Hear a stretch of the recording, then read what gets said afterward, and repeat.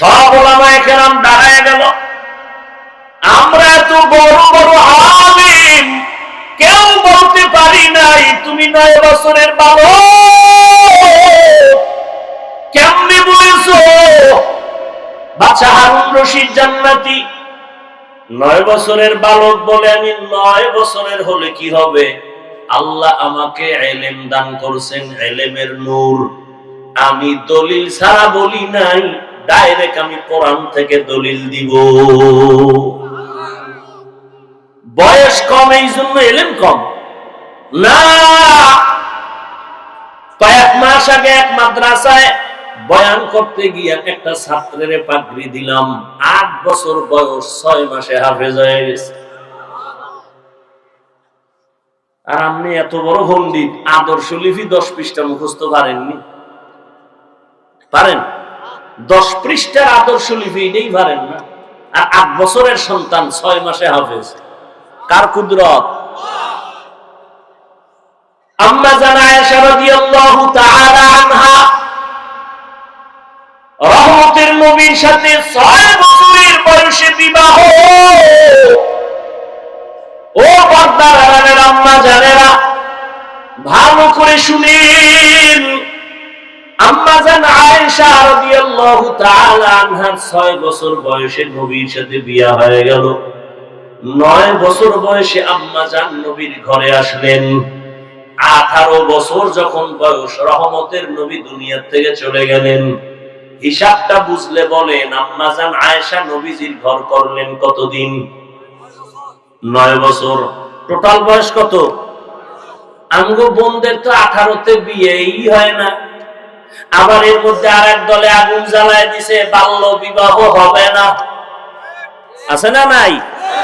একদলে আগুন লাগাকা বাল্য বিবাহ চলবে না, তো কি চলবে? আকাম চলবে। আকাম বিবাহ চলবে না, আকাম চলবে। এই যত আকাম হচ্ছে, বাল্য বিবাহ বন্ধ করে যারা আকামের রাস্তা খুলে দিছে, সবগুলোর একটা অংশ এই বিবাহ বন্ধকারী আল্লাহ দুশমনের আমল নামায় চলে যাবে। কি সুবহানাল্লাহ। কয় ভাই দাওয়াত, কয় আলহামদুলিল্লাহ। কয় আপনার বাড়ি? কয় নাউজুবিল্লাহ।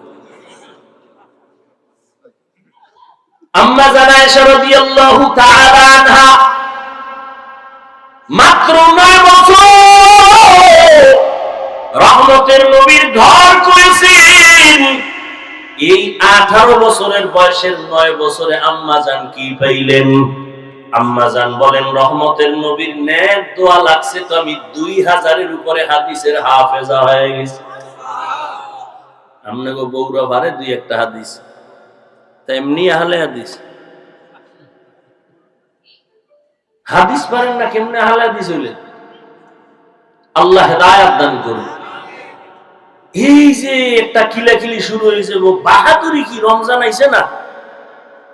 11 মাসে বাহাদুরি না করতে হলো তারাবিটা লয়ে করবে। 8 রাকাতের উপর একটা তুফান শুরু হয় মসজিদের ভিতরে। কথা ঠিক না?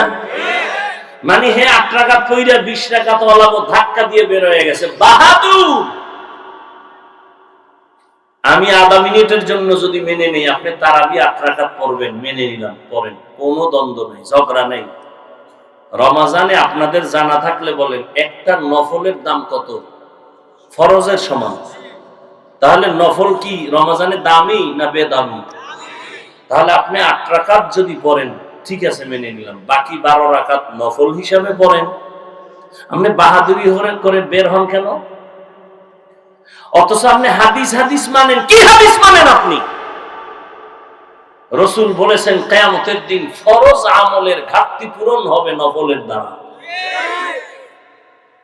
আপনি কি হাদিস বলেছেন?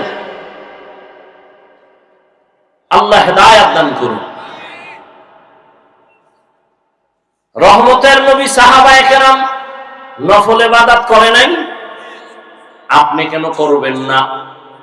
হ্যাঁ, সমস্যা আছে, করেন না, সেটা ভিন্ন। কিন্তু যদি বাহাদুরি করেন আমি করব না, এই বাহাদুরিতে যদি কিছু আমল করেন তাও বরবাদ হয়ে যাবে। ওলামায়ে কেরাম বললেন, বাবা তুমি কেমনে বলেছো বাচ্চা হারুন রশিদ জান্নাতি বলে কোরআন তার দলিল। বলে কি দলিল দাও? বাচ্চা এই আয়াত দিয়া দলিল দিয়ে দিলেন, ওয়া আম্মা মান খাফা মাকামা রাব্বিহি ওয়া নাহান নাফসা আনিল হাওয়া ফাইন্নাল জান্নাতা হিয়াল মাওয়া। আল্লাহ ওয়াদা করেছেন, আল্লাহর আদালতে দাঁড়াইয়া হিসাব দেওয়ার ভয় যারা দুনিয়াতে গুনাহ থেকে নিজেকে বাঁচায়া চলবে, আল্লাহ ওয়াদা করেছেন আমি তাকে অবশ্যই বিনা হিসাবে জান্নাত দিয়ে দিব।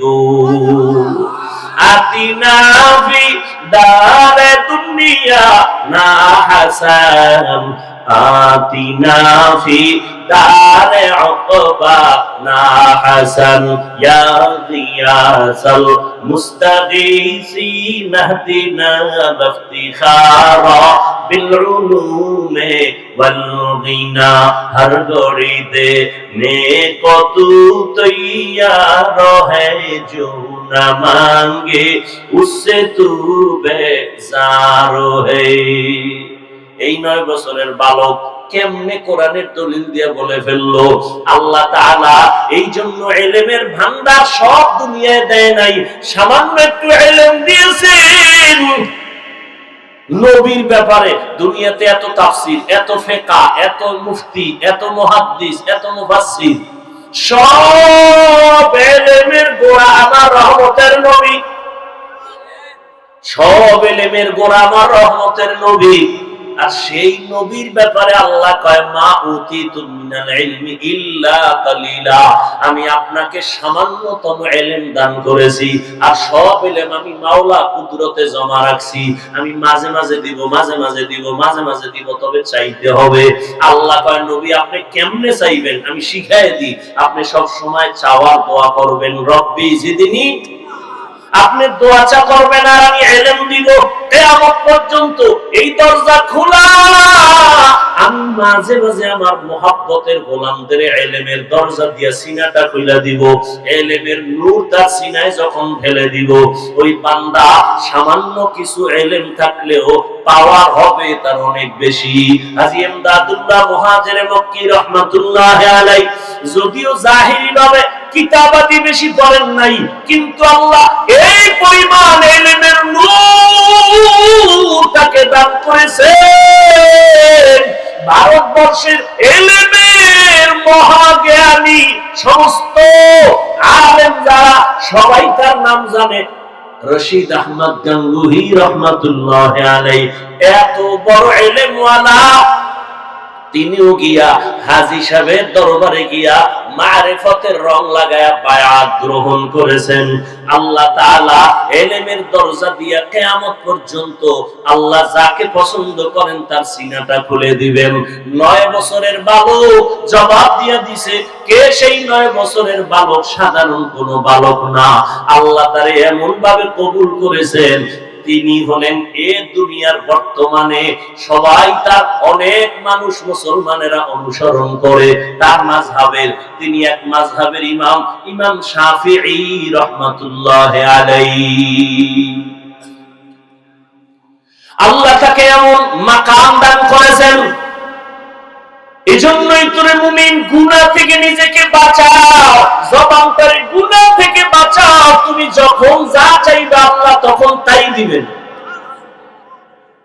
আল্লাহর কাছে পবিত্র জবান দিয়ে একটা ডাক দিও, আল্লাহ দেওয়ার জন্য রেডি। বান্দা তুমি গুনাহ থেকে নিজেকে বাঁচাও, তোমার চোখ হেফাজত করো, তোমার হাত হেফাজত করো। এই আল্লাহর ভয় যদি অন্তরে জমা করতে চাও, এই ভয়টা নেওয়া একমাত্র ঠিকানা আল্লাহ ওয়ালাদের নেক নজর। আল্লাহ ওয়ালাদের নেক নজর লাগাইয়া অন্তরকে পরিশুদ্ধ করো, গুনাহ থেকে মুক্ত হও। দেখবা তোমার সিনাটাও আল্লাহ ইলমের নূর দিয়া ভরপুর করে দিবেন। এই ভয়টা, এই আল্লাহর মুহাব্বতের ভয় যখন অন্তরে জমা হবে, ওমরের অন্তরের মধ্যে ভয়টা চলে আসছে। আবু জাহিল্লা 13 বছর নবীর বয়ান শুনিয়াও কালেমা পড়ে না কেন? তার অন্তরের মধ্যে আল্লাহর ভয় জমা করতে পারে নাই। আর 27 বছরের এক যুবক তরবারি নিয়ে যায় নবীকে জবাই করার জন্য, নবীরে দেখা মাত্রই তরবারি ফালাইয়া কালেমা পড়ে ফেললো।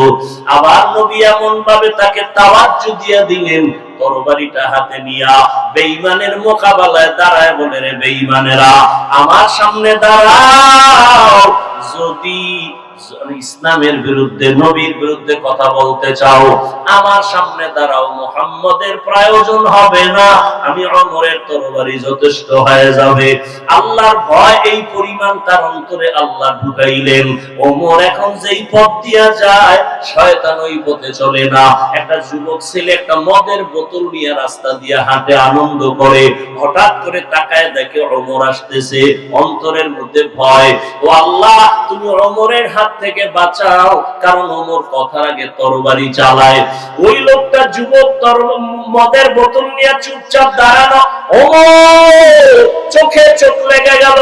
কিছু দূর কাছে আইসা কয়, এই যুবক কি আছে বোতলে, আমার হাতে দাও। বোতলটা যখন দিতে চায় না, যুবক কাঁপতেছে, ভয় পাইস না, বোতলটা আমার হাতে দে। দেওয়া মাত্র ওমর নিয়ে দেখে পুরা বোতলে এক ফোঁটা মদও নাই, পুরা বোতলটাই দুধের দ্বারা সাদা। আল্লাহর ভয়। এই ওমর তো দুনিয়ার খলিফা, দিনের বেলা মানুষের বিচার করেন, রাতের বেলা ঘুমায় না, ঘুরা ঘুরা খবর নেয় আমার এলাকার মানুষের কি হালাত। হঠাৎ গিয়ে দেখে পাহাড়িয়া জঙ্গলের পাশে একটা ছোট বাতির ঘর দেখা যায়। ওমর একা সেখানে গিয়া চুপচাপ দাঁড়াইলেন। শুনে ঘরের মধ্যে মহিলাদের আওয়াজ শোনা যায়। এক মা তার মেয়েকে ডাক দিয়া কয়, ও সন্তান বাজারে দুধ বিক্রি করতে নিবি, পানি বেশি দিয়া নিবি। মেয়ে ডাক দিয়া কয়, মা ওমর যদি খবর পায় তরবারি দিয়া কল্লা ফেলে দিবে। মা কয়, ওমর তো দেখবে না। মেয়েটা ডাক দিয়া কয়, মা